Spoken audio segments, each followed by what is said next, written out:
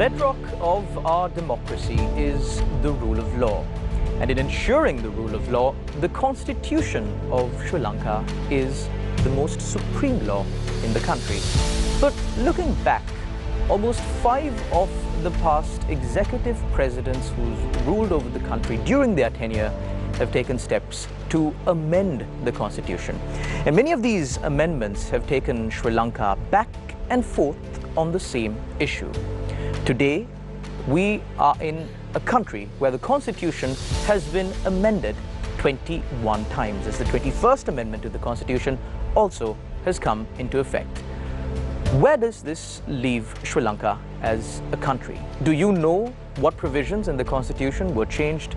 Do you even know what the government plans on doing to the most supreme law in the country in the future? To discuss these matters and more, we've got with us an eminent panel with us here today. Let me get on to introducing our guests for this evening on Face the Nation. On to my left is President's Counsel Razik Zaruk, no stranger to Face the Nation. Thank you very much, sir, for taking your time off and coming on our show. In the middle, we have Attorney at Law Javed Yusuf, a former member of the Constitutional Council that was disbanded and now been brought back. Welcome back, sir, to the show. We've had you before as well, and we look forward to a productive discussion with you as well. And then we have got the Legal Secretary of the Samagi Janabalavegya, President's Council, Farman Qasim. Thank you very much, sir, for accepting our invitation and joining us on our show this evening. Thank you for having me. So, well, starting off with the show, we will allot a certain amount of time for each panelist to make their opening statements, following which we will open the floor to our journalists.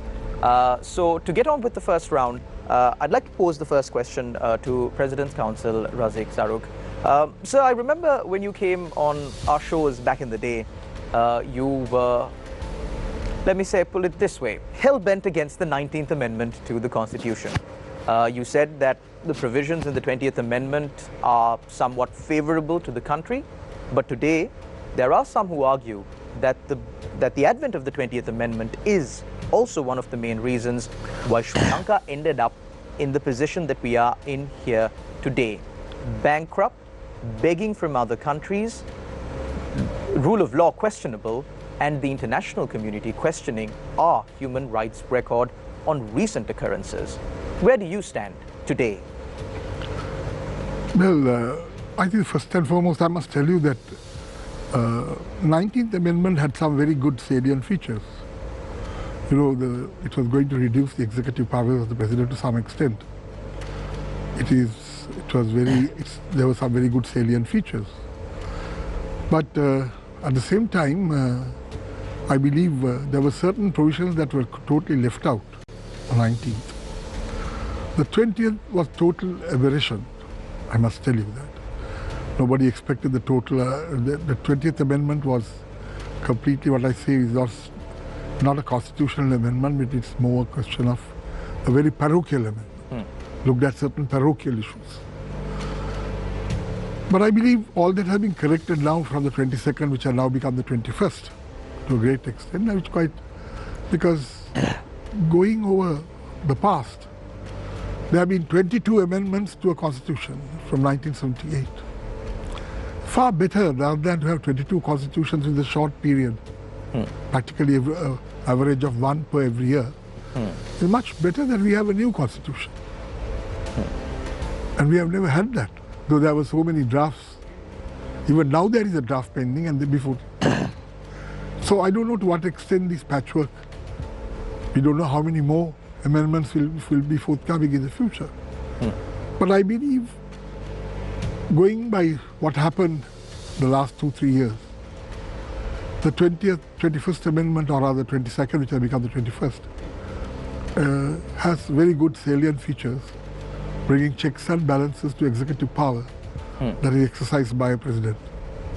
But Mr. Razik Zaruk, now there seems to be a perennial question as far as the Constitution of Sri Lanka goes.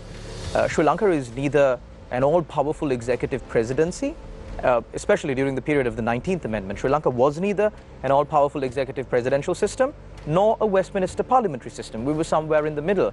I believe there's quite an apt saying in Sinhala for this, "Ehetat naha, mehetat naha." So On that spectrum, where do you think Sri Lanka's constitutional framework should lie? I think, of course, I personally feel that we should go back to the old system. An executive presidency? The Westminster system. The Westminster parliamentary system, okay. I believe that is the best, to have all executive by the Prime Minister, and it's successfully working in every other country. We try to hybridize it here by bringing the French system. It's not the American presidency or any other, but we brought the French system in. That was old J.R.J's idea. And he thought at that time there were so many development projects that had to go through and needed executive in power, and which was, of course, at that time it would have been very relevant. But there were so many development programs that were going on. Economy had been liberalized. There were free trade zones going in, foreign investments to come in, and then so many simultaneously 5-6 dams were being erected. So there was pell-mell economic activity at that time. So maybe at that time he thought that is the best way to accelerate a stagnant economy. The economy was getting stagnant completely from 55 downwards or 56 downwards. So the only way to stimulate a stagnant economy was to have presidential powers that can execute these things much better. But at some point of time it turned bad. I would say that, to be very honest, at that time I was also part of that administrative setup then. I believe once it was in 1975 to 77, that referendum that was not referendum, the extension of parliamentary life. That started the rot. Thereafter, the extension of parliament by the famous referendum, we had lamp or the pot. And that created a lot of malefics, political malefics. There were revolutions, in fact, and we couldn't get over it. Add to that, we had the northern insurrection of terrorism, or it may be called whatever it is. So these were the malefics that were coming in out here. So power is very good, but absolute power corrupts. Absolutely. So that is the danger. And we saw that in the last 2-3 years, how power was exercised. Overriding parliament when orders were given to, say, for example, reduce duties, to reduce taxes, by not through parliament. After all, parliament is responsible for the finances of this country. But these were orders that were given by executive power, like what shall I say, this ministerial presidential. On the sugar scam, the Ministry of Finance presidential reduced. So which is indeed bad. So that was wrong advice, bad advice. And so unfortunately, there was no constitutional provision to do that too. But nevertheless, this happened. So this is the danger. You don't rule a country by presidential edicts.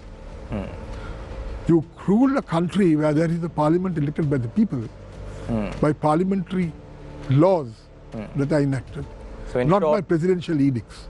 The words of the president do not amount to circulars. I believe there was a time when that was the case. Hopefully we've come out of it. Moving on, we've got with us Attorney Javed Yusuf, who's a former member of the Constitutional Council. Mr. Yusuf, the Constitutional Council, there are people who are unhappy with the composition of the Constitutional Council, the allegations being the government still can appoint majority members to the Constitutional Council, the opposition has a very little say in the matter, and also civil society representatives are not enough in the Constitutional Council, not enough to make a change, not enough to have a voice. You were a member of the civil society who was a part of the Constitutional Council back when the 19th Amendment to the Constitution was in place. What do you think of the new Constitutional Council? Well, the Constitutional Council that has been set up under the 22nd Amendment, which is now the 21st Amendment, is very much similar to what was there in the 19th Amendment. So there are 3 civil society representatives. The others are political representatives of different shades. Really, there is a government side, there is a opposition, there is also representation for other smaller parties. So in a sense, it's a microcosm of parliament, the different shades. And the experience that I had for the short time I was in the council, it was a very pleasant experience because I thought that when you go in there, you will find a lot of, raving and ranting like we see in the general chambers. But I found that despite the different positions that, say, the Prime Minister, the leader of the opposition, or the President's representative, or the other party people had in respect of any appointment or nominations, they were able to discuss it and arrive at a fair conclusion, which sort of consensus building. And in fact, the Constitution provided that as far as possible, the Constitutional Council's decisions must be unanimous. And by and large, they were.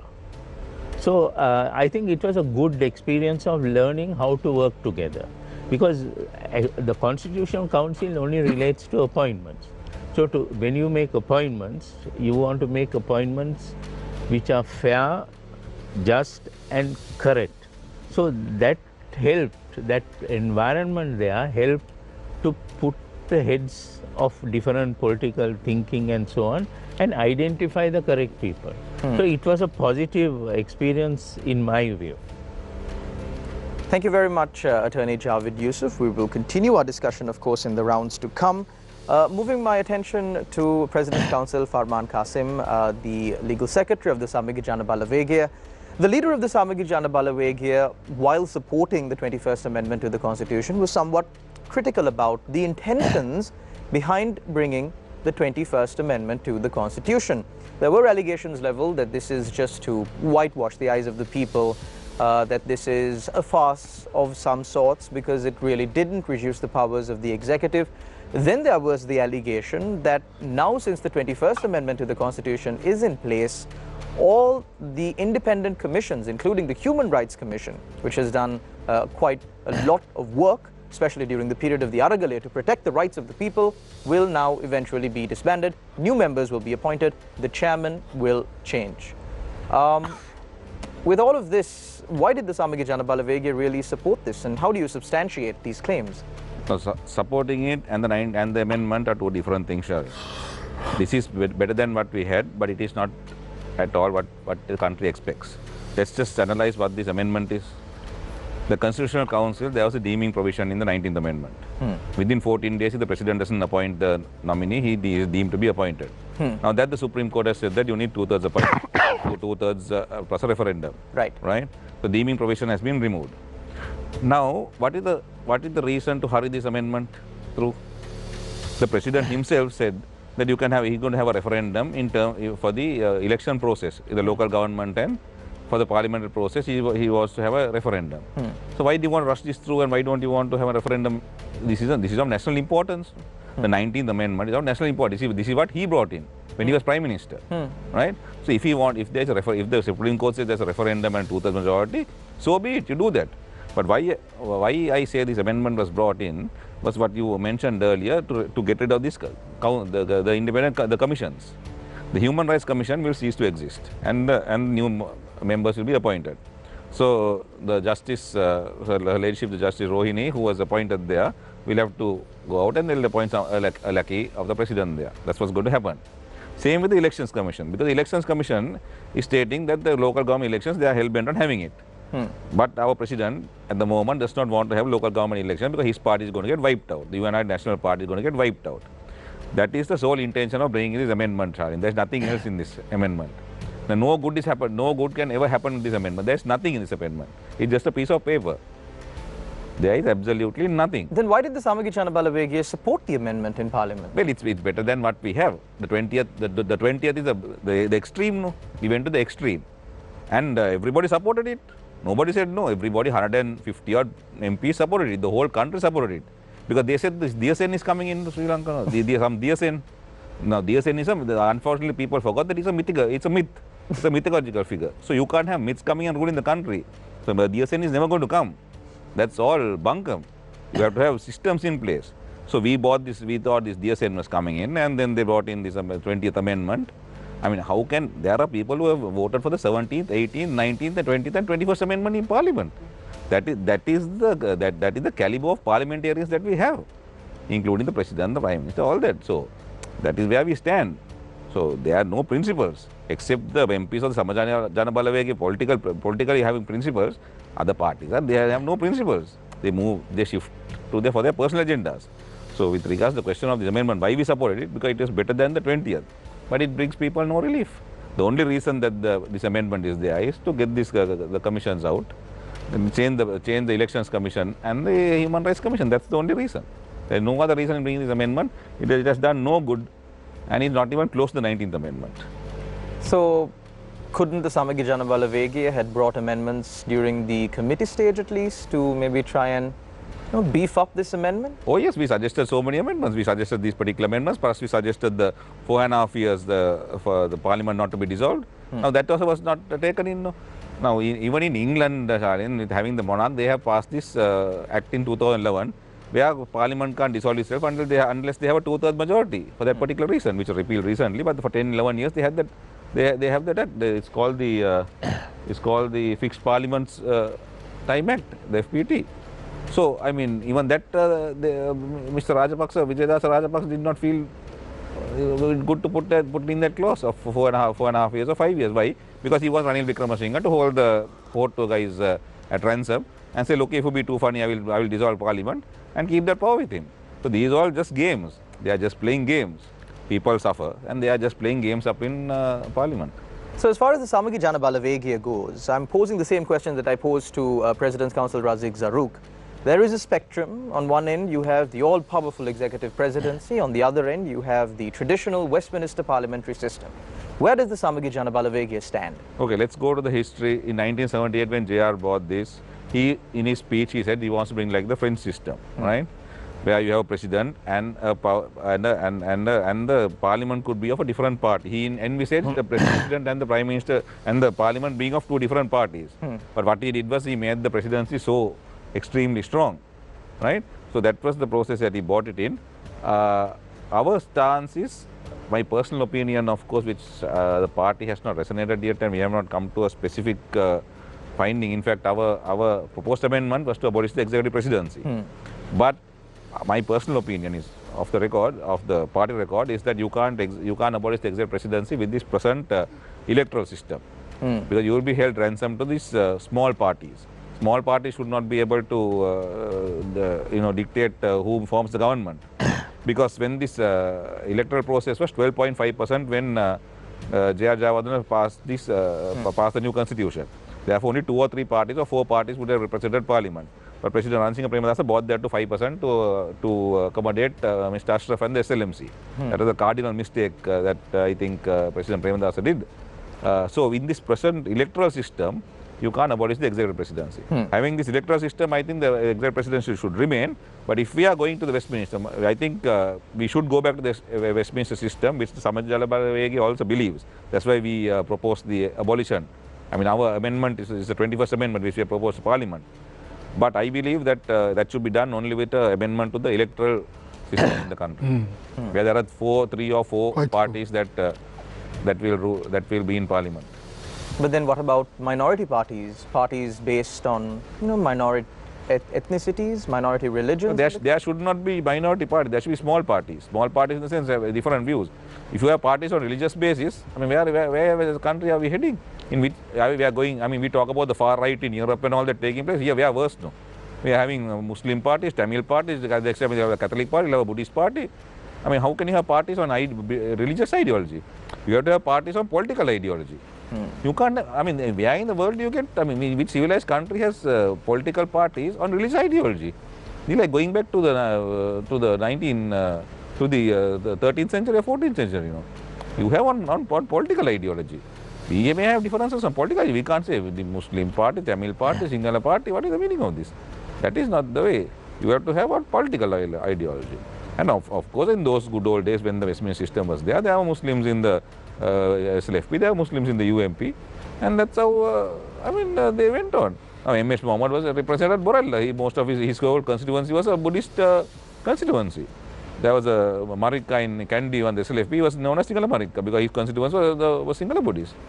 Here now with this preferential system, the Muslims go and vote for 3 Muslims, the Tamil go and vote for 3 Tamils, we are getting divided day by day. So that is not a concern. The concern is that the 3, 4 or 5 parties and the Muslim parties, you take for example 35%, it's only 35% that is in the north and east, 65% of the Muslims are outside the north and east. Whereas the Sri Lanka Muslim Congress does not represent 65% of the Muslims. But they hold sway and they keep the party, certain parties to ransom. So this minority parties thing is not the correct phrase. It should be small parties who have different ideologies, political ideologies. Thank you very much, President's Counsel Farman Qasim. We will also delve a little bit more into the Prevention of Terrorism Act, which is also quite a point of concern for Sri Lankans at the current time. But with that, I open the floor for questions. Of course, on my right is Shehan Ranatunga, and on my left is Shania Dedigama. Ladies first, Shania, you get the first go. Thank you. I actually have a 2-part question. I'll pose the first part to Mr. Qasim, and I'll pose the second to Ms. Zaruk. You already touched the surface on what might be the answer to this question, but the International Commission of Jurists have raised the concern that this is a very cosmetic amendment. And for the benefit of our audience, let me just flag some reasons as to why they've said that. Power is still highly centralized with the president. The checks and balances that were demanded by the Aragalaya protesters still have not been addressed, and meaningful powers have not been restored to the parliament and the prime minister.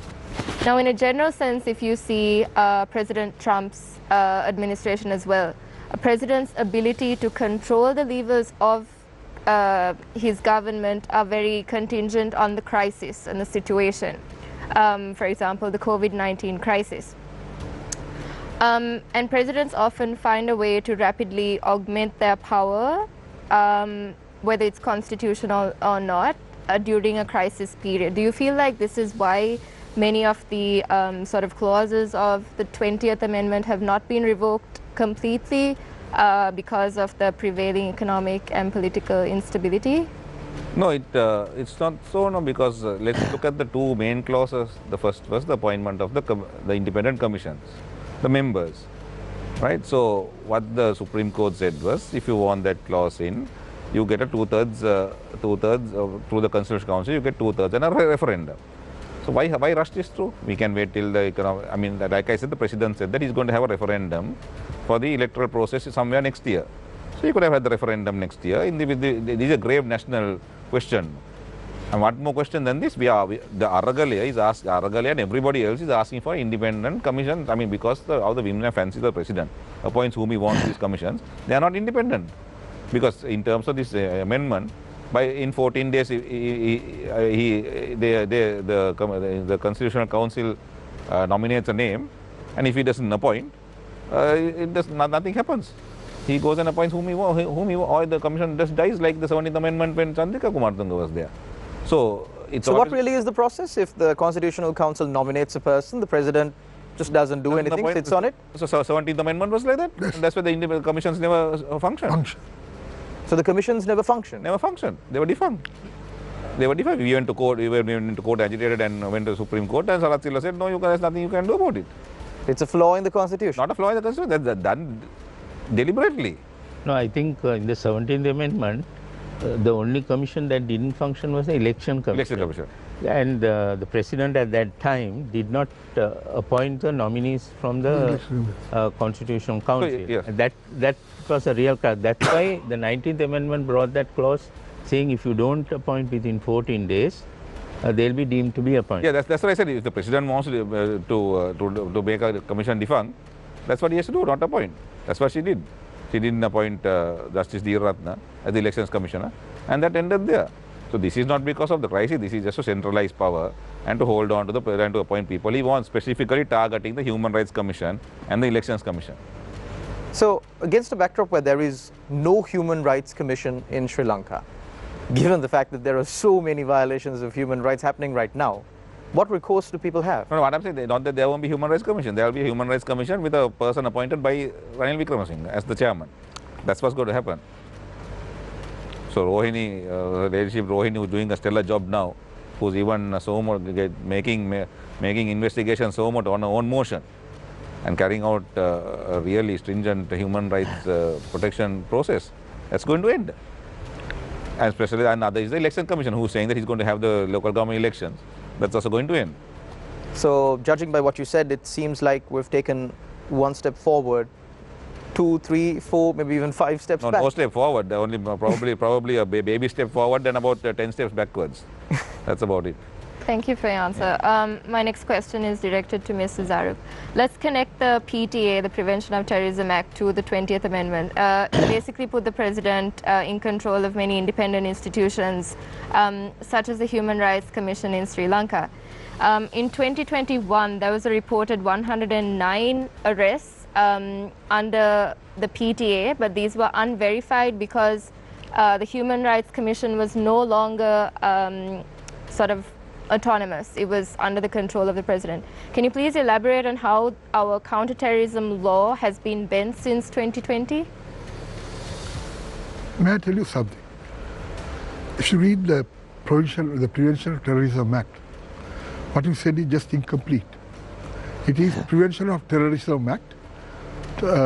Temporary provision. Temporary provision. It was a temporary provision which has become a permanent provision for over 40 years now. They're never meant to be there for 40 years, or for that matter even for 4 years. Really unfortunate. It's a bit of a draconian piece of legislation where I believe it's quite right. Number of, even the Bar Association had been, and I was also in the committee of it, we had proposed an alternate act. It had been coming up at every point. It had been taken at the Human Rights Commission too in Geneva, also there. And I believe there's no question about it. This act has to be amended. And more powers vested in court. The discretion of granting bail. People are being kept in remand for years and years and years without any plausible evidence to justify keeping them in remand. I mean, I as a lawyer would never support a draconian piece of legislation like this. I mean, so there's no question about it. This law has to be repealed, and there's to be something else that has to be brought in. And number of drafts have been given. The Bar Association has made an excellent draft.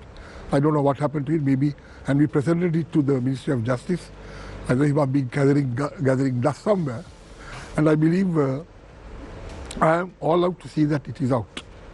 But as regards the appointment of commissions or that, I just want to assure my good friend Arman about it, is that I don't think the President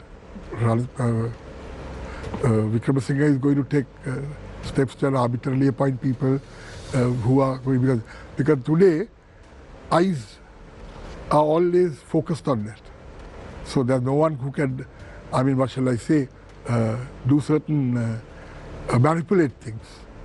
So I believe, and also there is a parliamentary commission, or rather the Constitutional Council that goes into these appointments. So the Constitutional Council, I must say, now better balanced than what it was earlier. Earlier the Constitutional Council was dominated by parliamentarians, am I right? Only 3 outsiders were there. But I believe Mr. Yusuf said that the Constitution is the same as in... No, but now of course it's different. Now of course, I mean the parliamentary number is greater, Yeah. but of course the greater representation, much wider. So I believe it's much more balanced than what it was. So I mean there are checks and balances. So I don't think a president would exercise his rights like that, because he's totally in the limelight. Every action of his is being watched. So he's not going to make a wrong move. I'm 100% sure of that. I mean, I don't think, looking back at history, Mr. Zaruk, that we should be naive enough to expect an arbitrarily powerful presidency not to corrupt an ordinarily fair-minded individual who assumes the office. History also gives us lessons, isn't it? Yes. You have to learn from history. But have we? And if you have to, that's what I said. But have well, we? if you repeat it, well, God forbid. But we haven't. We have repeated I don't it, think so. I mean, we cannot speculate. We'll watch and see how things are proceeding. Because if that is so, there can be another reaction. People are reacting now. It's the younger crowd who are reacting. I mean, I can well understand the young lady posing that question to me. Very well, I understand that. It is they who are concerned about it. It is their future. So they look into it. But people who have raised their voice for the general public of this country are now thrown in prison. That is because there is a subtlety. You are completely, you have the right to exercise your voice and settle it. But at what point? At what point you can become a professional agitator who converts that agitation at some point into a revolutionary process? Does that make you a terrorist? Of course. That it makes does. you a terrorist? Of course. So It just does, be a little because bit more there's a specific. difference between agitation and getting the agitators to go and occupy places and set fire to houses. Right. So isn't that not terrorism? No, the So question that's right. is... So you are not talking about that part of it. You're only talking about why can't anyone protest? Yes, of course you can protest. You can protest, you can agitate. But then there is some limit.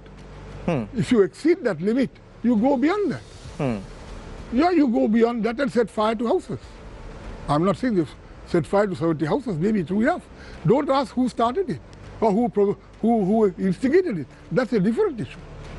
So at some point of time, you know, the parliament was also saved in the nick of time. They were saying there were ex-parliamentarians who headed committees who wanted the people to come to parliament to occupy parliament. What do you mean by that? So have those people been arrested? They should be arrested. I don't know why they have not been arrested. But doesn't this... For doing that. I mean, naturally, because that didn't happen. You know, he said, you come, you must all come and gather parliament, not elsewhere else, anywhere else. I mean, these are told by certain responsible people who held responsible positions in parliament. So, Mr. Zarruq, if the initial acts also, you said don't ask who instigated it, but do you think that should be completely disregarded? Because Which one? public statements No, I were couldn't get made... you. Which one should be disregarded? The acts that really led to what happened afterwards on the 9th of May, I believe. The initial acts. You mean when it became a The revolution? initial acts of When it aggression. became a revolution? The initial acts of agitation aggression. turned into a revolution? No, I'm speaking specifically about the meeting that was held at the Prime Minister's That's a official different- residence, That was the wrong where thing. statements were Of made course. That rallying people. So, do you think that the PTA, the way it has been used now to arrest people, the leader of the IUSF, members of the IUSF, who, by the way, haven't, there is no evidence, at least until now, or that we know of in the public sphere, that they went and really set fire to these houses or really instigated any of these events. No, but yeah, But on the flip side, there is videographic evidence of them saying, you know, we cleaned out Maina Gogama here, we are now heading towards Gota Gogama. Those people are still outside. Are they not terrorists? I'll tell you something. You heard the word terrorism there. They're not terrorists, but they're actually people who have, they're all totally lawbreakers who instigated lawlessness. Terrorism means they're trying to overthrow a particular government by using terror or whatever it is, or terrorize the country with the process of, say, lawlessness. I'm not talking about that. But there is certainly, as you quite right, I agree with you, there was instigation. And there was an instigation to go and attack these places that they were rather illegally occupying, whatever it is. That's a different process altogether. So you don't bring in, what shall I say, goons to go and attack them. That's totally unacceptable. So, but the point here is, where do you draw the line? Where you draw the line? That is the most important. There has to be some line drawn at some point. And that is what is very important. So coming back to the Prevention of Terrorism Act, rather than do that. So the Prevention of Terrorism Act has to certainly be repealed and a new law brought in instead of that, where certain rights and where more powers have to be given to courts to assess evidence, and also not to keep people in remand indefinitely. There are people left in remand for, I think, over years, more than 7-10 years even sometimes. 15 years, there are 15 years. Yeah, even 15 years without no indictment. So what is the justice? Well, simply because this is happening in what is that famous place in Guantanamo Cuba? Bay. Guantanamo Bay. Yeah. I mean, or somewhere else, you can't have it here. we are a better democracy than those who propagate Guantanamo Bay. I think we've really come to a very interesting point on speaking on the freedom of speech. I'd like to direct this question to President's Counsel Farman Qasim. There seems to be a new law that has been passed, of course, passed a long time ago by the legislature, it seems as if, but started to enforce very vigorously quite recently, and that is the rule that if you are to stage a protest march, you must notify the police 6 hours in advance. If you do not, it can get you thrown in jail. Is this really a law in Sri Lanka? No, I haven't seen a law of that nature. I think this is just a direction. Then our constitution is supreme. Our constitution gives us the right to agitate. Our constitution gives us the right to say what we want, wherever we want. So I don't think it's a law. But getting back to what Mr. Zaruk said, the two things that we learned from history about Mr. Wickramasinghe, going by the history, the way he has run the UMP to the ground by his autocratic ways, he's not going to change when he's running the country. So therefore, he's definitely going to appoint whom he wants, and that's going to happen. Mr. Zaruk knows Mr. Wickramasinghe much more than I, right? And Mr. Zaruk and I both have left the UMP, of course, in different camps now, because of running Wickramasinghe and his autocratic fears, and he's not going to change. That is number one. Number two is with regards to PTA, I agree with what Mr. Zaruk says about having more judicial supervision. For the reason that now also you two had a exchange about Vasantha Mudalige. Now his case, the court should be able to assess whether there is enough information whether he's a terrorist or not. I mean, now he's what, 1 month or 2 months in behind bars. So you should be able to go to some court, even the Supreme Court of the country, and say, look here, he's not a terrorist. He can be charged on any other law. And the Supreme Court should be able to ask the Attorney General, look here, do you have evidence or not? If you have evidence, even confidential evidence, give it to me. I need to have a look at it. See what happens in other countries. I've seen that. We've seen that in Australia. That's the way it happens. The court says, if you have confidential information, give it to me. Otherwise, you have to release him. You can't charge him under the terrorism laws. So the point is not whether Vasantha Mudalige is a terrorist or not, or whether X decides that he's a terrorist or Y says he's not a terrorist or what. That we need judicial supervision to go into that fact to see whether this guy, this accused person should be charged under terror laws or not. Because after a month or two, if the state doesn't have evidence, that means he should be given bail or he should be charged under the normal laws. And also the very interesting thing is in the PTA there is a I think section 11 gives restrictive orders. You don't need to throw him into some prison. Where is he going to run away? He can be kept under house arrest. He can be put an anklet if he can pay for it, and kept in wherever he wants. There is a provision in the law. They are normally kept in the 4th floor. Yeah, why do you want to do that? That is because you want to harass people. That is because the state wants to harass and break their mentality and give a warning message to others saying, don't do this. This is what's going to happen to you. Now, why Vasantha Mudalige and Venerable Thero were arrested for others of the IUSF not to protest. That these are the same things that's going to happen to you. Now, why are they sent to Tangal? For what reason? When there is a restrictive clause, a very decent restrictive clause, so these should have judicial supervision. The Supreme Court or whichever court that the act when we amend it, should be able to say, look here, you should not do this, you should put him in some other place. Just to add to what Farman said. So at the moment, everybody has to go to the Supreme Court with a FR case, for a fundamental rights case. Right. So one should not be able to go to the FR. They should go to the nearest magistrate who remanded him and tell him, you look, on what basis are you remanding? Where is the evidence? There's section 110 to 121 of the Criminal Procedure Code. We lays down a particular procedure when a person is brought before you. And all that procedure is thrown out. And all that, I believe, as quite rightly Farman says, the PTA is totally ultra-virus and contrary to the constitution of this country. Of course. The entire PTA should have been thrown out on that basis. Because you cannot restrict freedom of people for 15, 20 years Sri Lanka, without bringing them before the court of before court of law to and arraign them if they have committed any offence. But since we do not have post-enactment judicial review, there's nothing really that can be done right now, is there? No, the only alternative is to go to the Supreme Court. Yeah. And then say, look, what the Attorney General says, he will take about 3-4 dates, and on the 5th day he comes and we are filing indictment. We are filing indictment. Very soon we'll be filing indictment. That also will take another month or two. So that will take another 6 months process, and they'll quickly file an indictment. Very rarely will they say, we have gone into these matters and we find that there's no evidence, therefore we have... because when you file indictment, your remand until end of trial. Because they have also to justify what the police have done to some extent.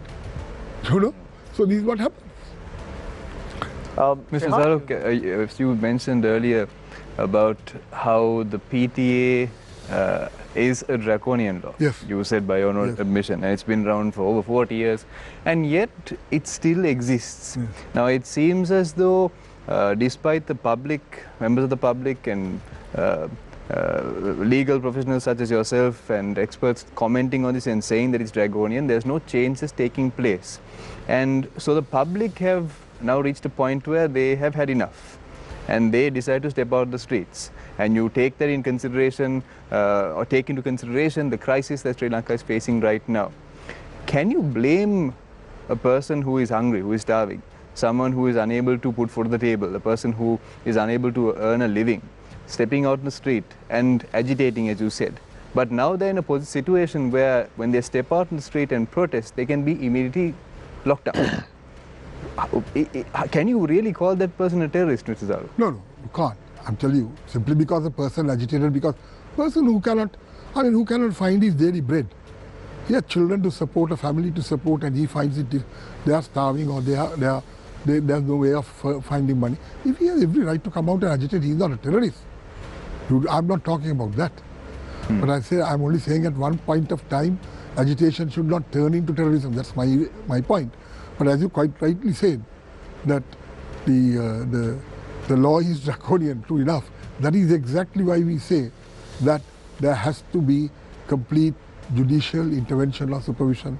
Whenever a person's rights are restricted and a person is brought before court, no one can be remanded under any circumstances unless there is a prima facie case.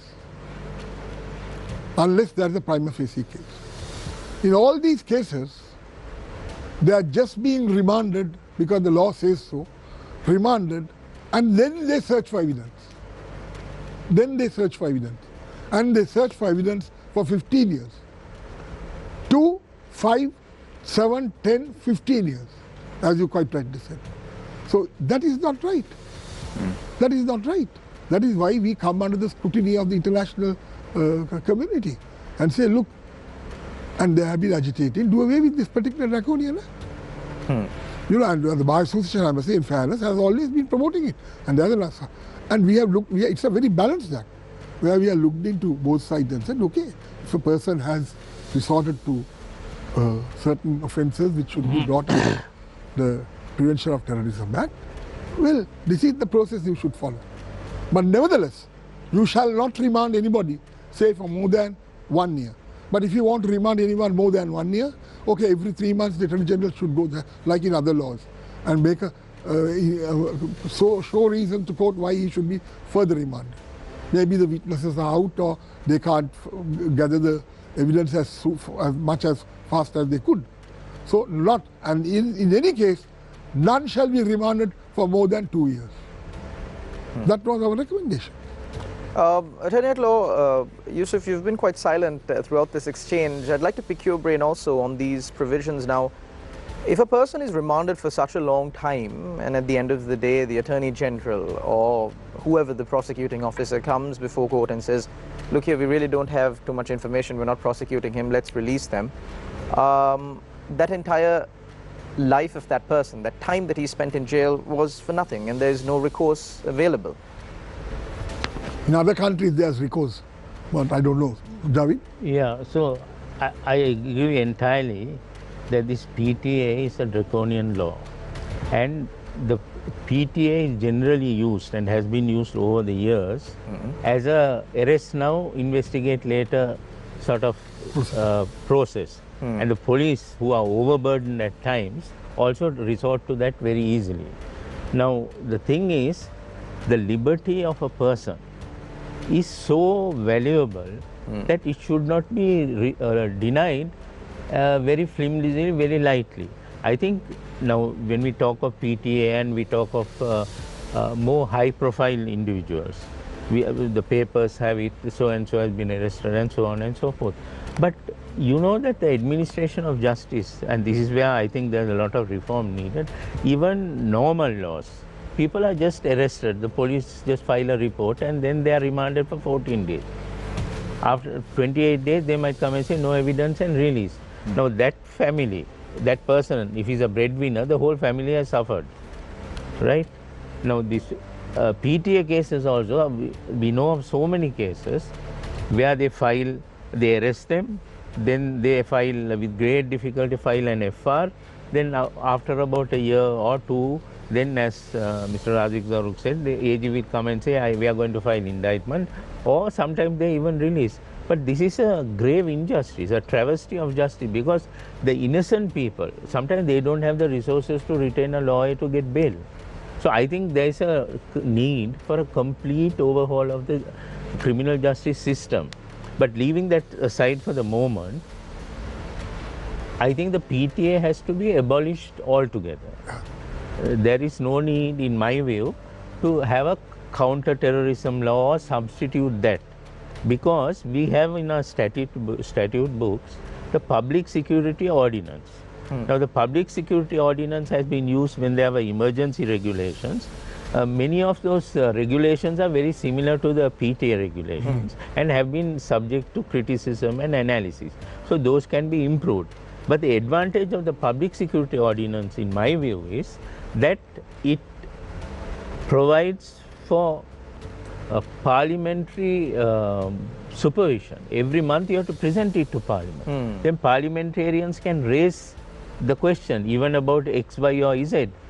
Now, in the case which is what happened in the case of the former president when he declared a state of national emergency. Yeah, but before it could be sort of approved by Parliament, he allowed it to lapse. That happened once or twice. But the point is that the PTA does not provide for that situation. There is no judicial supervision where they are regularly brought up before the courts, nor is there any parliamentary supervision. So I think we don't really need to go for a substitute for the PTA. It's not necessary. We can modify the regulations and in the PSO or the Public Security Ordinance and use it when absolutely necessary. It must be only in a definite situation, a desperate situation, extreme situation, then you can use it. But I think the PTA should be abolished in toto. There are some questions that we've received from some of our viewers, and I think this is directed to President's Counsel Farman Qasim. There were quite a lot of questions on this line, so I will read this one specific so that it covers all of those questions. It goes like this: if the 21st Amendment is so bogus, then why did the SJB vote for it? Isn't it indicative of the fact that the SJB has no real plan for governance and is constantly offering knee-jerk solutions? No, it's like this. No, we are in the opposition. The whole country voted 146 plus another 5 and then got 2/3 majority and voted for this government. We are only 45 in Parliament, right? So what do? Now they come up with the amendment to the Constitution, which is better, slightly better than the 20th. So what do? Do we object to it? And that wouldn't make any sense. It is, I said, a baby step, but in actuality there is nothing, right? So why do we want to oppose it? How can we oppose it? You're saying even if you did oppose it, it would have still made its way through Parliament. So you have to be logical and practical in things, no? In life or in whatever you do, you have to be logical and practical. The practical thing is you support it because it is better than the 20th. But what the point I am emphasizing here is it is not the 19th, and the question is wrong. If so bogus, it's not if so bogus, it is bogus. So I mean, anyone can read, explain English, no, Sinhala or Tamil. There is no deeming provision for the Constitutional Council's appointments. So the President can appoint whom he wants. That's basically what it is. The 19th Amendment, the most stringent provision was the deeming provision, and cannot dissolve Parliament in 4.5 years. Those are the two highlights for me. So anyone, I mean, the person asking the question can just read the Constitution and say those two provisions are not there. And why we support it, why I said was because it was, better than the 20th. Mr. Razik Zaruk, you were expressing some sort of a positive sentiment on how appointments will be made when the matter of the Constitutional Council, the nominations and the President making appointments were spoken of. And then you also went on to say that you believe that the Prevention of Terrorism Act must be repealed completely. But judging by the actions of the government, at least, they tried to bring in a new Rehabilitation Act all of a sudden. the country is suffering, people have no food to eat, but the government thinks it's a matter of priority to rehabilitate people who have extreme ideologies all of a sudden. But however, that act was challenged by, I believe, a parliamentarian from the SJB in the Supreme Court. So against a backdrop like this, where you really can see the intention of those in government trying to be more repressive, trying to be more authoritarian, trying to be more draconian, do you really think that a repeal of the PTA can be expected this year, next year, during the tenure of this current parliament and under this current president? I don't have a soothsayer, nor do I have a crystal ball in front of me to say what will happen or to speculate. I can tell you one thing. Let's wait and see how action is. I have not read this particular Rehabilitation Act so much. I didn't give much thought to it, but I thought the act is not for, as you said, to keep people, to rehabilitate people who have different ideologies. I'll tell you, I think it was for the purpose of rehabilitating people who are drug addicts and certain addictions. But through that, I must say that they thought that there can be another Zaharans, couple of Zaharans. This was more directed to them, who are taken certain extreme ideologies, and they may resort to terrorism or like the Talibans and not the Talibans, like the April 21st. The extremists in Iraq or in ISIS, like in. I thought that's a subtle attempt to bring that in. I thought that was the mean, not to go and on top of the PTA. Yes. Then rather than to bring on PTA, to bring them in and then give them a lesson and say, look, now you have to give up your ideologies, these extreme ideologies. I thought that perhaps that must be the idea of it. But it can be abused, certainly abused, and it can go into people unless you define and determine what is this ideological thing that you want to, that they have been brainwashed, you want to clean them up and again bring them back to normalcy, unless that is defined.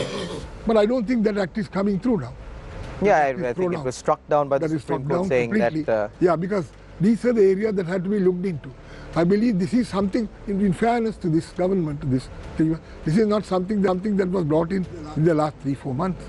This has happened long ago. And there were people, so-called experts and foreign professors of terrorism who came and developed various theories here and who brought in certain theories and certain dogma. And they thought that this is one way of rehabilitating them. And this smacks very badly. But we thought that we are back in China, where all the Muslims, Uyghur Muslims are taken in and put into camps and their heads are being washed. So I think it's a very bad piece of legislation. I don't know how it came up. I must say that the government that changed, I'm not trying to support Mr. Wickremesinghe and his government, but I'm telling you, please don't blame them for this. It's an act that came some time ago. Right. And I'm very glad that it is out and it is thrown out. So I think one of the most important questions that begs the answer, as far as the 21st Amendment to the Constitution goes, is when will we really have a president who is willing to give up his powers and convert to a Westminster parliamentary system? Now, we've seen, many presidents come and go from the SJB, the UNP, the Sri Lanka Freedom Party, then we have the Sri Lanka Podujana Peramuna. Correct me if I'm wrong, but at least 5 of the last executive presidents came into power on the promise of abolishing the executive presidency. Some presidents made that their main promise, and nothing has happened. So what do the people do now? So you have a president aspirant right in front of you now. Sajid Premadasa, Ranjit Bandhu table the 21st Amendment, the SGB 21st Amendment, abolishing the executive presidency. What more than that? The whole country has seen it. I mean, it's time that you appreciate a principled politician, Sharin. This is what happened. This is what has happened to Sri Lanka. Our politics is all sensationalism. Nobody looks at the facts and figures and sees what's happening. I mean, we have which party or the head of the party who is favored to be the next president of Sri Lanka. His party, the general secretary, tables a amendment saying that we want to abolish the executive presidency. What more genuineness than that? I mean, you can't go beyond that. That shows how genuine he is. But then on the flip side of it, when Prime Minister Ranil Wickremesinghe was in power, he brought in the 19th Amendment and now is backtracking on that. That's what I'm saying. So it's all, they all play personal games, no? 19th Amendment he bought it because he was Prime Minister. Now he is back, he bought this in because he's the President now. And he's going to do whatever he wants. He's not going to backtrack at all. What I'm saying is, I mean, with Sajid Premadasa, there's no person more honest and more principled than him in this country today. We have to accept that fact. So if we want a brighter future for this country, you have to support a person who walks the talk. I mean, we have already tabled this in Parliament, and we objected as I can tell you as a member of the working committee of the SJB, I objected to that. I said, with this electoral process, we cannot abolish the executive presidency. But Mr. Premadasa said, no, this is bad for the country. This has to be done.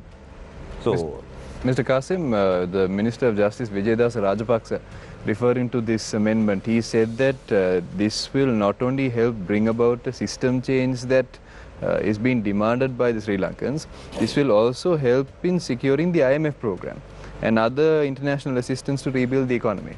So from the government's point of view, this is necessary for Sri Lanka to resolve the issues that Sri Lanka is facing, the most pressing issues. What do you think about that?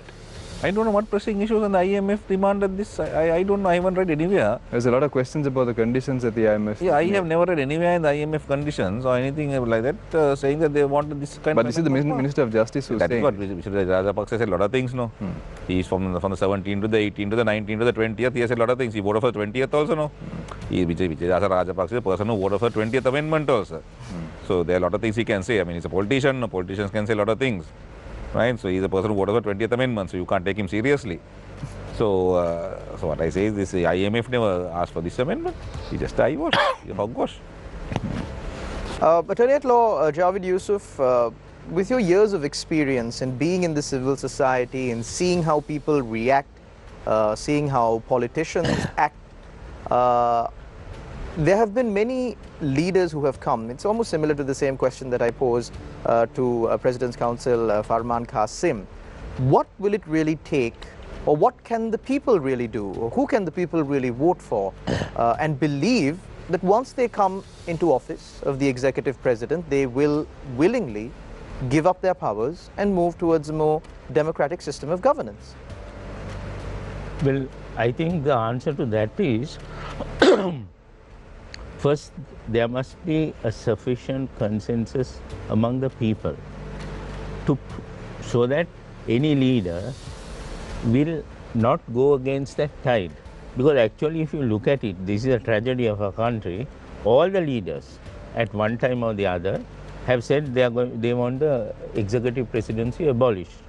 But again, in fairness, I'm just responding to what you said, that none of the leaders made it work. Now, if you remember in 1994... But except for Maithripala Sirisena to a certain degree. Yeah, that's right. So, 1994, they produced a 20th new constitution to abolish the executive presidency in 2000. In the year 2000. Yeah, but that had to be stopped halfway because of the political circumstances. They wouldn't get the majority. So there was an attempt. There were those who burnt it in the chamber that's right. also. So then... By Mr. Wickremesinghe. Yeah, right. No, somebody else. So then, as you said, in the under the 19th Amendment, now the 19th Amendment was also a stopgap.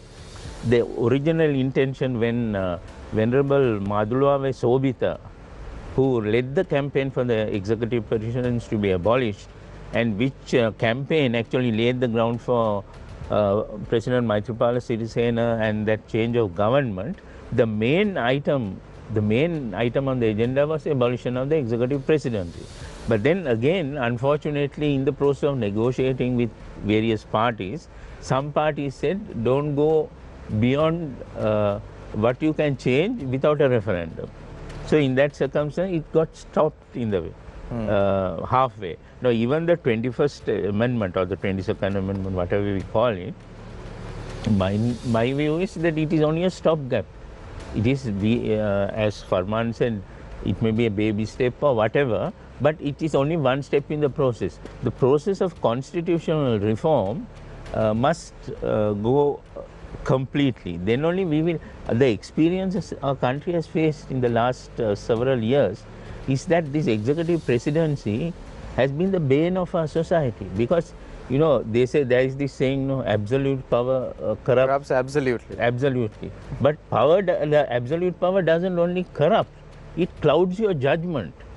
Now that was the case after the 20th Amendment with so much of power. If I may use a Sinhalese phrase, I think that type of power, it doesn't, a human being cannot have that much power, because he cannot, you know, it is based on the supposition the repository of all wisdom is in one individual. That can never work, and we saw to our cost in the last 2.5 years that it is too much for him. If any one of us in this room are vested with such power, it will definitely cloud our judgment. Then there are other fallouts also. The president invariably gets isolated, and the security situation that we have had over the past several years, the president gets isolated, then he doesn't have access. That's the benefit of the Westminster system, where a prime minister who's head of government, questions can be asked from him, he walks into parliament, he meets MPs in corridors, they say, they convey what they have to say, parliamentary proceeding. So that is the benefit of the Westminster system. And coming back again, I agree that this electoral system has to be linked with the executive presidency abolition. But my feeling is it will be easier to agree on all the other features of the constitution, including abolition.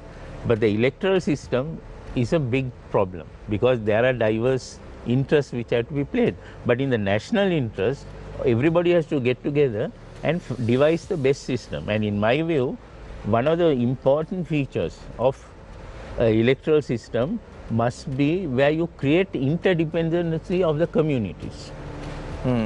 That, you know, a member of a community will have to go and seek the votes of others, and you build trust.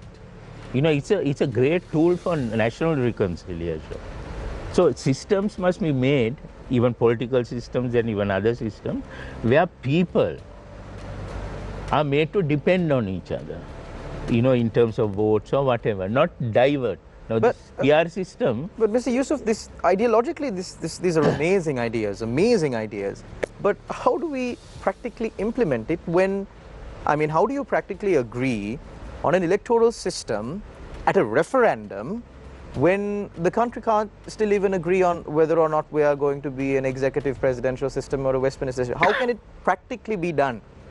Can you practically hold a referendum and say, you know, people, you know what, vote, you want first past the post system or a preferential voting system, what do you want, vote for it? Because a referendum, in effect, is a yes or no answer. Yeah, that's right. You can't say So, yes, no, maybe, I want option A, option B. That's not how it works. So no, what you need is for consensus among the different political parties and devise a system, and that system has to be produced for a referendum. But do you think that a consensus among the parties in parliament right now, which almost the entire country agrees does not have the mandate of the people, would really be worth it? Well, that's a challenge, you know, that's a challenge, and that's where leadership comes in. You persuade, there's a lot of give and take, and it must serve the national interest. We cannot purely think of, you know, political parties' advantage and all. There might be marginally that sort of thing happen, but overall, I mean, we have gone along this path for so long.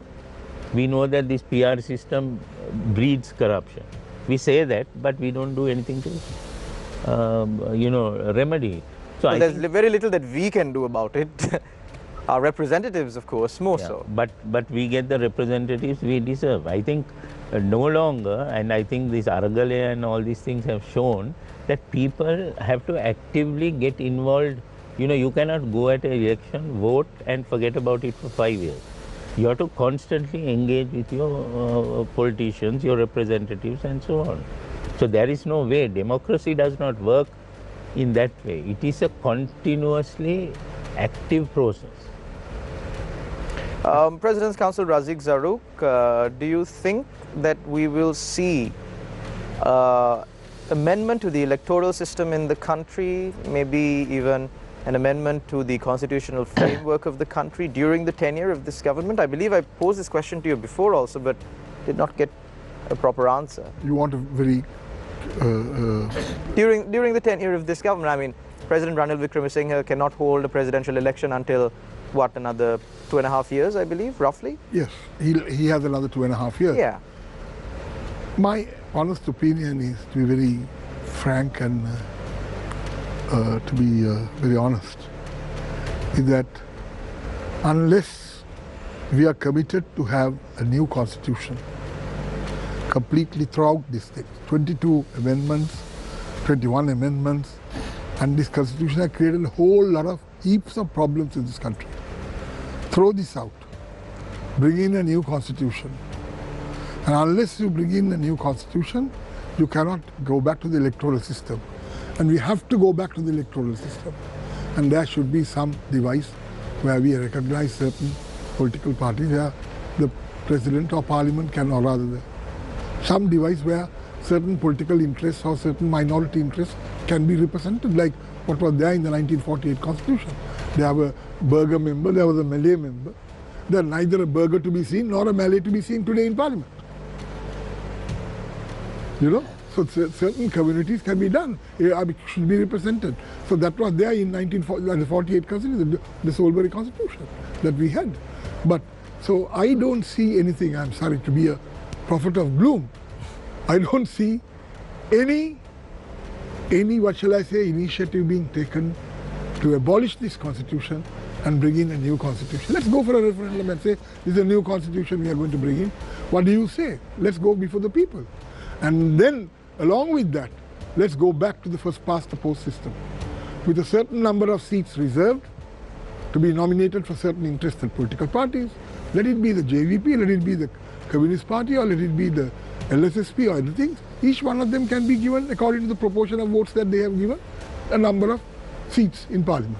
President's Counsel Zaruk, let's look at the practicality of this thing. It is practical. Attorney at Law Javed Yusuf said that so much power clouds the mind of the executive president. Do you think that the people who vote at this referendum, with all of these economic crises, with them not being able to feed themselves, feed their children, sustain their lives, do you not think that their minds also will be clouded to a larger extent than what it was maybe a little bit before? Are we not now agitating for a system change? Everybody is agitating for a system change at the moment. So they are the people who want it. I mean, back in 2019, people were agitating for a system change. They were painting walls, they were doing all sorts of things. The people who want it now. I have not gone into the new constitution that has been drafted by the Ramesh Silva Committee. The Ramesh Silva Committee has gone into it. I don't know whether Farman, you had to look at it. I had looked at it.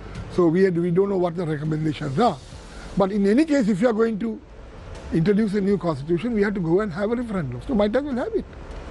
Might as well have it. And this system, I quite agree with completely with the views expressed, that this system has bred terrible corruption. It's not easy for a member of parliament today to contest in a whole district. You know, he doesn't need, he can't do it with a couple of millions. He has to have a couple of hundreds of millions today to deal with it. And you see the amount of goods that are the largest they used to distribute right around. So this is ridiculous.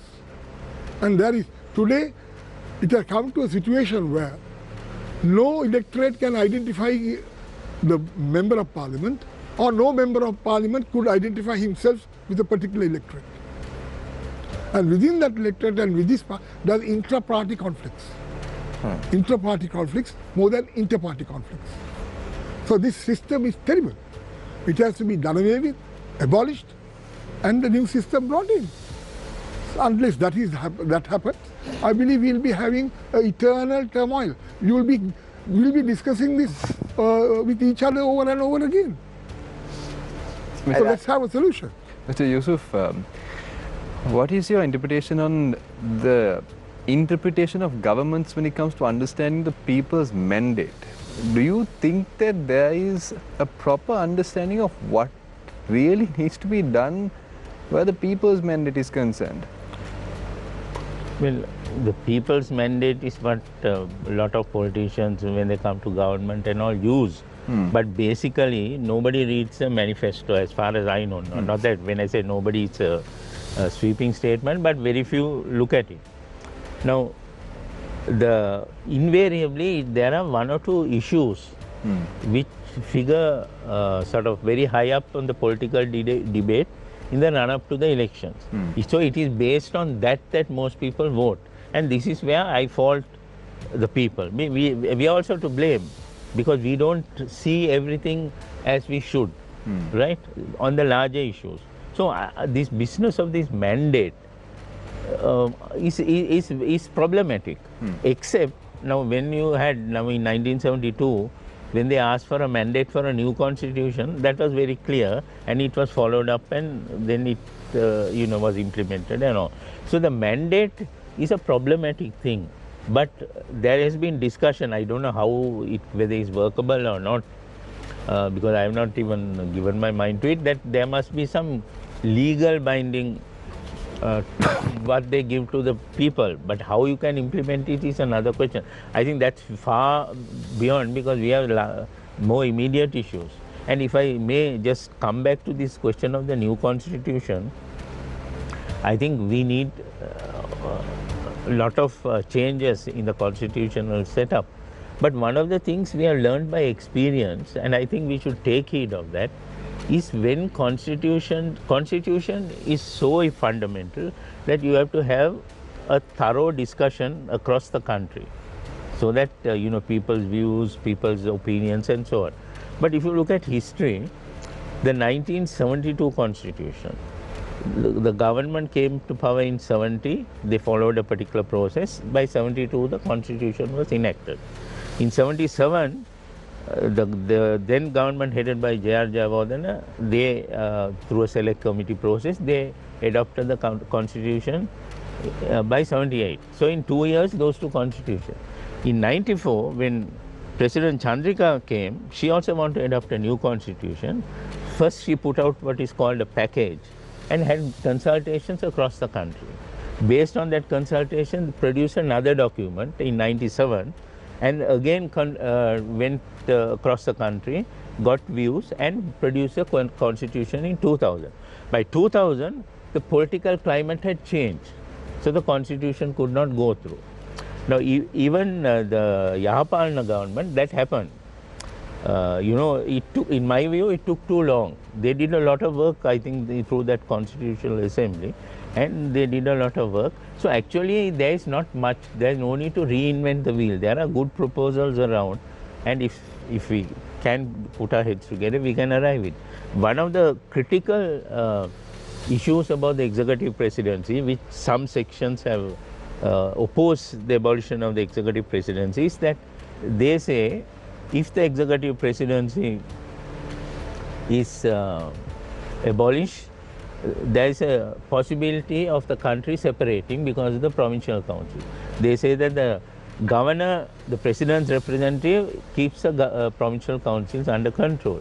Now, in that Yahapalana constitutional process, they managed to get a good solution to that. Even the TNA agreed, Mr. Sambandhan agreed to that the power to secede or any actions which move towards secession can be stopped by the president. There will be a president. He is not.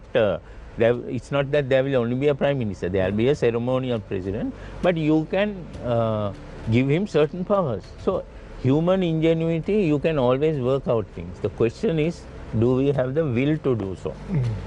I think we have room for one final question. Shania?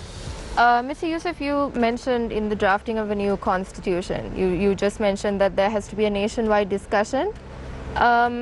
It sounds a little idealistic, because how would you even go about that? There needs to be a procedure of raising mass awareness of the clauses that need to be included, what the amendments were, what we need to include in the new draft process. how would you even go about that? In a country like Sri Lanka with literacy rates in decline, how would you go about raising mass awareness on that? How would you go about the nationwide discussion? No, the government has to give the lead. They have to take the message to the districts, opinion leaders, and start a process of discussion. But of course, it must be time bound. That's where the 1994 exercise failed, because it took 6 years. But there was a lot of discussion. So now, as I say, the discussion need not really take much time, because the whole thing has been discussed in and out and almost threadbare. But everything can be put together, and all the political parties, civil society, people, you have to have a process. The government has to, lead that process. Now, in the Yapana system, they tried various things. You know, there was a consultative committee which went around the country, like headed by Lal Vijayanagara, got views, and everything was fed in. So that has to be designed. What is the best thing? I mean, I'm unable to give you a sort of immediate blueprint, but it can be designed. Because everywhere, most parts of the world, it is through a process of consultation that you get the best possible document. Shehan, I believe you have one final question. I want to raise a different issue now. Actually, if I can first ask this question from Mr. Yusuf. There was a gazette that was issued in July of this year, which lists out some amendments to the prisons ordinance. And as per that gazette, imprisoned persons, where previously you could visit them 6 days a week, that was reduced to 1 day. There was several other amendments, including the time that is spent. A person who is in a cell could only spend 1 hour in daylight, whereas previously they could spend up to 4 hours in daylight. There were several other changes made as well, where certain items were prohibited, including cooked food, uncooked food, which could be brought from outside. So there are several changes that have been made to this prisons ordinance. Mr. Yusuf, I believe you have an opinion on this matter. Could you tell us what you think? Yeah, actually, I saw a reference to that in the newspapers, but I have not seen the gazette itself. But if you come back to that same principle which we talked about earlier, the deprivation of people's freedom, right? Now, the prison should not be a place where you are actually punishing people. Now, some of the things you said, where you limit the number of their right to exercise and so on, is a kind of a punishment. So I think there is a need for larger prison reform. Now, many of these, more visible people who are high-profile people who are arrested and they are kept in prison and all, they sometimes come out and complain and saying that, you know, they didn't have proper toilet facilities, or they were not given proper facilities to sleep, and they were all put in cells and all. So now imagine if that is the case for them, but the other prisoners are. So I think there is a need for overall prison reform linked with the administration of justice, criminal justice, and we must try to have as few people as possible, except on bare necessity, to be locked up and deprived of their liberties. Because as I said, it is not only they who suffer. Their freedom is very important. Personal liberty is something we all cherish. But what about their families, those who live, for whom they are breadwinners? A lot of innocent people get locked up for years. And if the administration of justice cannot find evidence for a crime or anything within a stipulated period of time, then bad luck, then they have to be released. The failure of the state cannot be a reason for them to be deprived of their liberty. So coming back to prison reforms, I think we need that prison ordinance. Actually, when you look at it, I think it originated during British times. It's so detailed, you know, even with regard to how many, what sort of clothes they are given and so on and so forth. So now we should not restrict all those things by, punishing people. Prison should not be a place of punishment.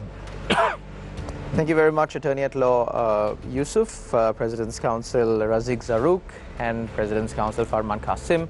That brings to a close the first and second rounds of Face the Nation. We will cross over to a short commercial break, and on the other side, we'll have the closing remarks by all our panelists. Stay tuned. This is Face the Nation.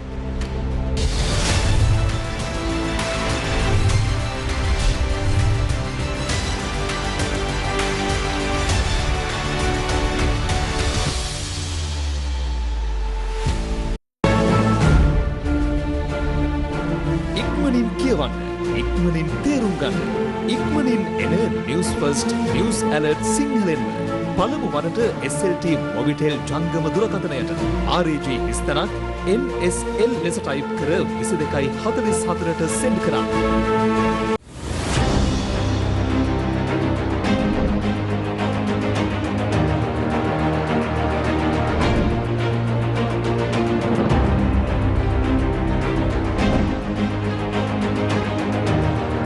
පැතිකඩ නිදහස්ව ඇහැරෙන්න අදහස්.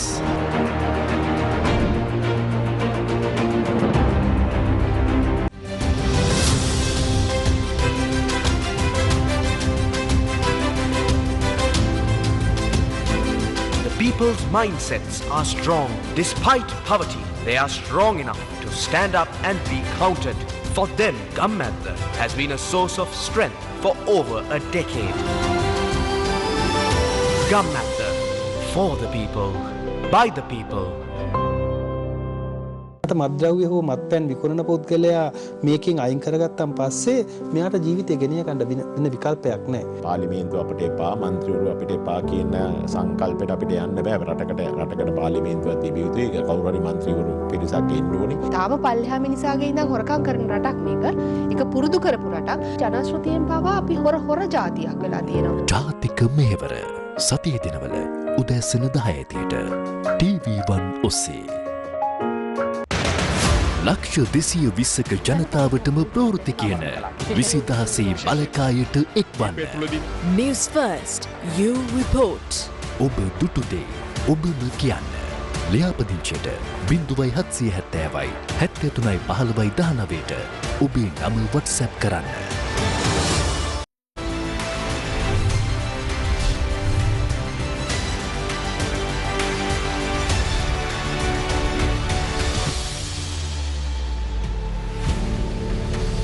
Welcome back. You're watching the final round of Face the Nation. We've had a productive discussion, of course, on the first and second rounds today on the 21st Amendment to the Constitution and the Prevention of Terrorism Act that we've been speaking of for quite a long time now. So now up for the closing statements. First, I move my attention to President's Counsel Razik Zaruk. Sir, you've been on this program quite a number of times. You've been on several other programs on our network as well quite a number of times. You've been in the legal practice here in Sri Lanka for, I think, more years than I've lived on God's green earth. The Prevention of Terrorism Act doesn't seem to be going away anytime soon, no matter how much international pressure comes upon us. The Constitution, well, that is also in the same, or is suffering the same fate. What can the people really do when it comes to bringing forward the amendments that they need to getting what they need done? Because promises of politicians are not something that we can believe in. Well, you have to have after all, power rests with the people. And it's up to the people. I mean, have they not been successful in changing opinion, changing even personalities in power? You know, the most important thing is the people have to, this is the problem in this system, the nexus between the politician and the people. That nexus has to be established. And the people should be, I mean, more tuned to current thinking, and then they should tell the politicians, look, time that you make these changes. Above all, I believe sometimes I might even consider that rather than a bottoms-up approach, a top-down approach may be also necessary, where all parties get together, come to some consensus, not only in respect of, say, prevention. Prevention of terrorism is a different thing. That has to be abolished. You don't need the people to say that. That's a different issue. I'm talking about, say, for example, constitutional changes. Why not we all get together, form constitutional discussions, some consensus, even at least by majority, arrive at, and then have the firm commitment to implement it. the most important thing is, before implementing it, market it. Market it to the people. Let the people understand it. Let them discuss the pros and cons, and then come to some sort of agreement. I believe the most important factor here is whether it is prevention of terrorism or whether it is constitution process. There has to be communication. You know, unfortunately, communication is replaced by propaganda. Each MP wants to have his own domain and score points. So that's not what is expected. It's not trying to establish your own kingdom. But there has to be some cause of consensual document put out, and the document marketed before the people as to why we need it, get the understanding, and then implement it. I think the commitment to implement is the most important thing. And I don't see that commitment at the moment. Because each has its own agenda. And they look, if this particular system is brought into my country, I will be left out of so many votes. I can't win alone along with this electorate. So that type of concept comes up. So then individualism sets in rather than looking at the wider picture. So this has to be minded. So do we have that commitment? I doubt. Do you think the general public of Sri Lanka really has that much understanding in legal or constitutional matters? Undoubtedly, yes. They do? Don't underestimate them. This country has changed governments at every given point. You know, people do understand, provided you market it to them. You know, there is an intelligence here. We are quite intelligent enough. Ours is a very mature mode. Don't think that our people get carried away with the emotions, patriotism. We do to some extent, but on the other hand, they are also quite mature enough to understand the dynamics. So I believe, well, if you can brainwash people over a period of time, like what they did. For example, certain issues were brought up. You know, that was also influenced by the things that were happening in our neighboring countries, where governments came into power by pushing a particular ideology. A talking point. Sorry? A talking point. A talking point. The ideology. So the similar they talk, I say that's a fine way, man. If you can bring into power a government, RSS into power, the BJP into power through a process of, say, the anti-Muslim sentiment, for example. Why not we strike it here? The Tamil issue is a old issue. Gone issue, you know, that's stale. Nobody takes it seriously. Talk about the Muslims who live among all. These are the fellows who are playing all the problems, creating all the problems. Create an issue, a phobia. And you get, I'm sorry to say, educated doctors, monks in yellow robe, going around, preaching it, and then coming up from the process continued from fallopian tubes right up to Kottu. And women's underwear. And then, of course, they went to the extent of saying that you are planning biological warfare by burying Muslims who have been infected with the coronavirus. If you bury them, you know, this is biological warfare. Whereas any basic child would know a virus cannot live in water. So these type of things were brought in. So people can get clouded. But there was no effective counter to that. Because I don't think the Muslims had a platform to counter all that. And they would have been drowned.